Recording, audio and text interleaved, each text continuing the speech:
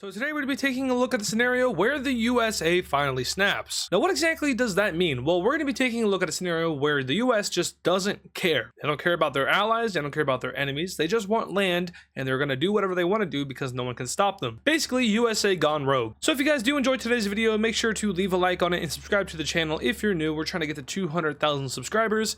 This is the first of very many pre-recorded videos that will be going out throughout the months of January, February, and early March. I'm back in college by the time you're seeing this, and all the videos up until March 8th will all be pre-recorded, so you won't be seeing me live again until March 12th. That's basically in 2 months for me. That's kind of crazy. Anyway, let's go ahead and jump straight into the scenario. So this isn't necessarily the same thing as what if the US formed an empire. This is a little bit different, and that's mostly because of some recent remarks that have been made by a certain US leader pertaining to the taking of certain foreign lands. So we're going to be looking at those certain foreign lands, and we'll see the US's acquisition of them, or how exactly they can go about acquiring those lands, whether it be with force or with money. And then we will expand upon that, doing some other territories which the US could have interest in. Now, basically the world, hello, welcome to the 47th President of America's presidency. We'll see how it plans out, but it looks like imperialist America might be back, because we're going and knocking on the door of Greenland. We're like, yo, you are going to be a part of us now. Denmark is like, no. Why would Denmark either A, give Greenland to the United States, B, sell it, or C, well, there's no C. Those are your only two options. Well, I guess the third option is getting invaded, but yeah. So, Denmark, do you want to sell Greenland to the United States of America? Yes or no? No. All right. Well, here's your other two options. You are going to give it to us. That's the only other option. So yeah, I'm not too sure realistically how Denmark would react to such a question. I don't think Denmark wants to sell Greenland because Greenland has so many valuable resources that the Danish use for their own economy and for selling and getting imports and stuff. So selling Greenland could hurt the Danish economy, but bringing in a large sum of money in acquisition of Greenland could also help the Danish economy. But I don't think Denmark really needs money right now. I mean, who am I to speak? I live in a country with trillions of dollars of debt, so I highly doubt Denmark is anywhere near as bad as we are. And I don't know how buying Greenland helps our debt issue either. But main point is, Greenland is American now. Yeah, so your two options were give it to us or be invaded, and Denmark, we know dang well that Denmark would get obliterated in a war with the United States of America. Now, of course, there does exist NATO, yes. However, without the United States, NATO is cooked. And I guess it depends on the threat. Like, if Russia or China attacked NATO, then yes, they're cooked. But anyone else, they would probably be able to fight off, like Algeria or Iran. I don't think these two would even try to challenge NATO. So they didn't really have any threats, but if the USA is threatening your own NATO member country, yeah, you should probably listen to them because they're kind of like the big dog in the alliance. And thus we have Greenland becoming a part of the United States of America. Now, it would not get statehood because Puerto Rico doesn't have statehood, so why should Greenland get statehood, right? So we don't have to worry about any of that, but our next objective for the United States is crash out, the Panama Canal. Now, the United States, they did dig the Panama Canal. They constructed it. However, they sold it over to Panama, or relinquished it over to Panama. I'm not sure, but the USA no longer controls this, and I guess they want it back. So Panama obviously would probably thrive off something like the Panama Canal. Having all those ships going through your country has to be beneficial in some way, but with the United States controlling it, maybe not so much. So when the US goes down to Panama and they're like, give me the Panama Canal. No. Sell it to me. Nope.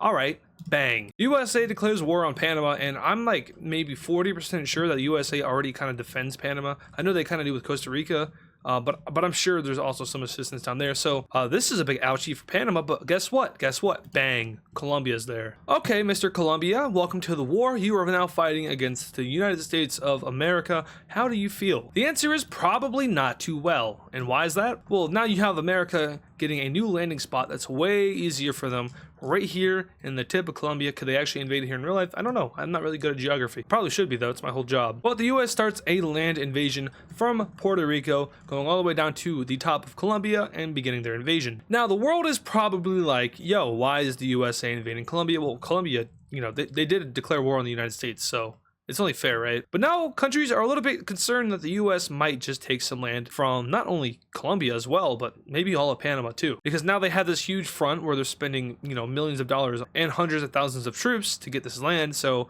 I doubt that they are just going to try to secure the Panama Canal. They might go for a little bit more. Now, the Darien Gap, that does cause a little bit of difficulty, but guess what? Another land naval invasion. Bang, boom, bop. There goes half of Panama. Might as well color in the rest because they don't stand a chance. And after they were disconnected from Colombia, like I said, they don't stand a chance. I mean, they're already kind of disconnected from Colombia because you can't really move through there. You have to go around, but the U.S. Navy, it definitely is down here. Don't worry, it's everywhere. Anyhow, as for the rest of Colombia, they have nothing to fight for anymore, so I'm sure after a few more days of fighting, boom, they're gone. And now the USA has a little question to ask itself. So, do we hold true to our word and only take the Panama Canal, or do we embrace our total crash out and take a little bit more? Well, since this video is if the United States snapped, I think we're going with the latter half. All right, and the United States did not hold its word. It now takes over a good portion of northern South America as well as the Panama Canal and Panama as a whole. Now, this obviously is going to leave Colombia hurting a little bit because now you don't have access to the Atlantic Ocean. The only way to get there is going through the canal that you just lost a war over. Yeah, that probably doesn't feel too good, huh? So Colombia is humiliated and embarrassed, and well, that sucks for them. But now the USA has to turn their sights north because we've mentioned Greenland, we've mentioned the Panama Canal. How about Canada? Right? The governor of Canada. He's about to become the governor of Canada. And I don't think it's going to be Trudeau because I think he just kicked. Alrighty tighty. So now it's time to get rid of Canada. Now you might be asking, AdizzPro, how is the United States going to invade Canada when Europe and NATO are right there and the United Kingdom specifically would not let this slide? Well, simply enough, they actually would let it slide because it's the United States of America. I mean, we're number one for a reason. Don't try it. Specifically you, Britain land, don't try it. So they don't try it. You know, of course, this is also my scenario, and I kind of control what happens, and I don't want the UK getting in the war, at least just yet. So we'll deal with Canada.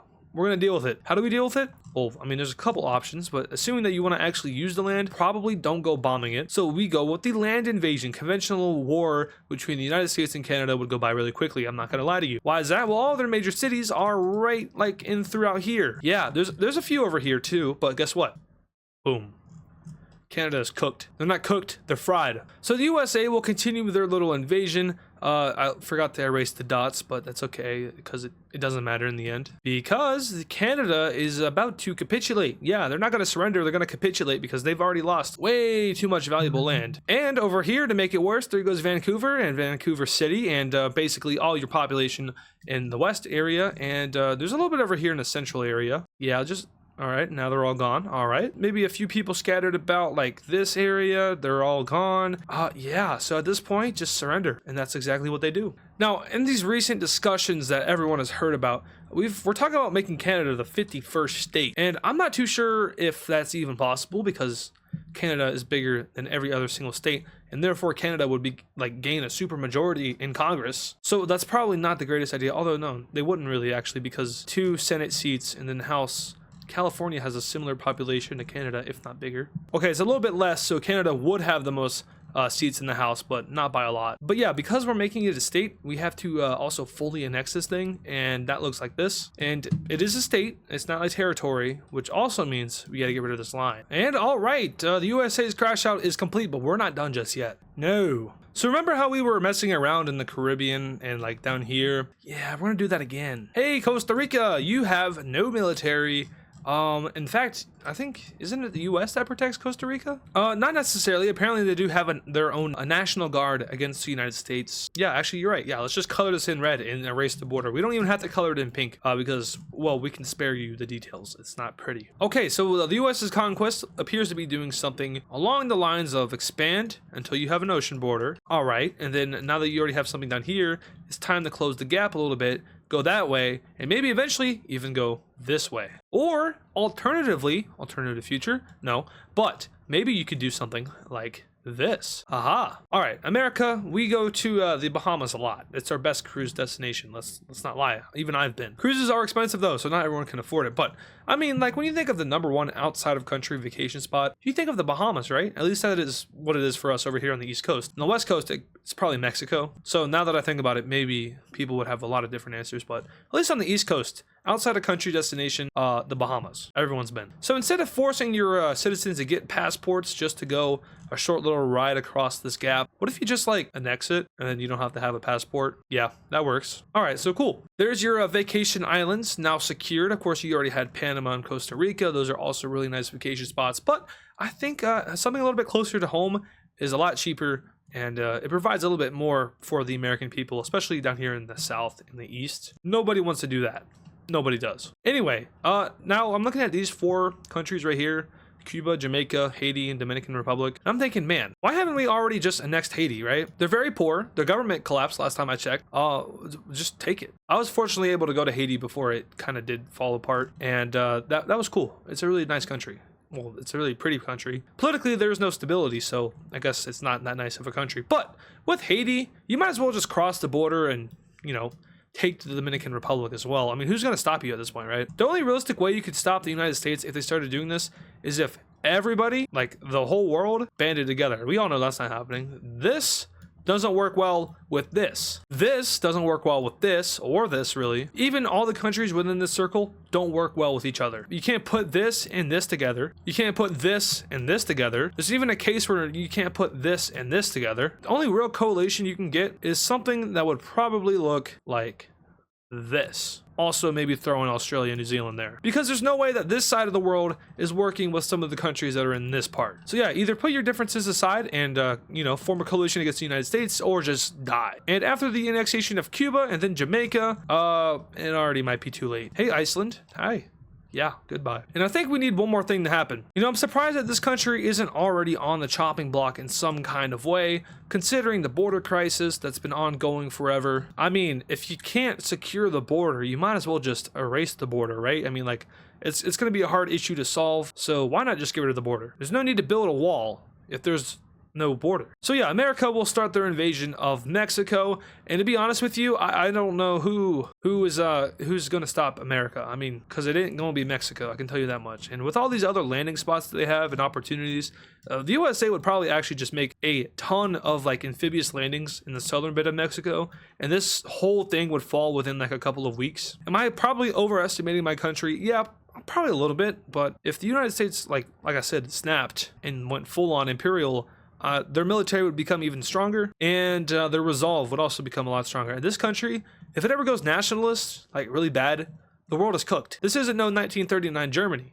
This is worse. I mean, hopefully they wouldn't ever do the atrocities that Germany did, but military-wise, which is what I'm referring to, yeah, good luck. Germany was very close to getting the Soviet Union. They just kind of forgot how to invade and then lost. I did a whole course on World War II this winter, and my knowledge has expanded on the topic. Now, I'm not gonna lie to you, I wasn't really perfect at it because I don't really remember too much, but I do remember the key points. The Battle of Kursk, that's really important. The US's island hopping campaign in the Pacific, that's also really important. Okinawa, important. Midway, very important. Were the bombs justified? Technically, yes, according to Americans in American history books. I mean, that just makes perfect sense, right?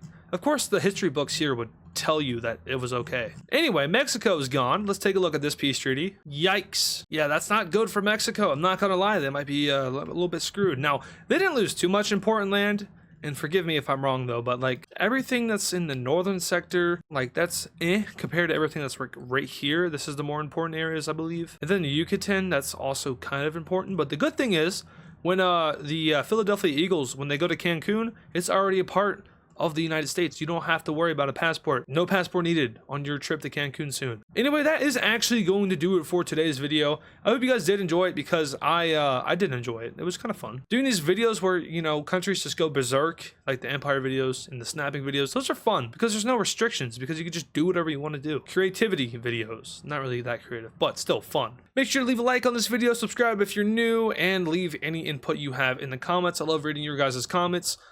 You can do suggestions, but to be honest with you, all these videos are pre-recorded until March 8th. So the chances of your suggestions happening anytime soon are 0. But yeah, that's all. I'll see you all in the next video.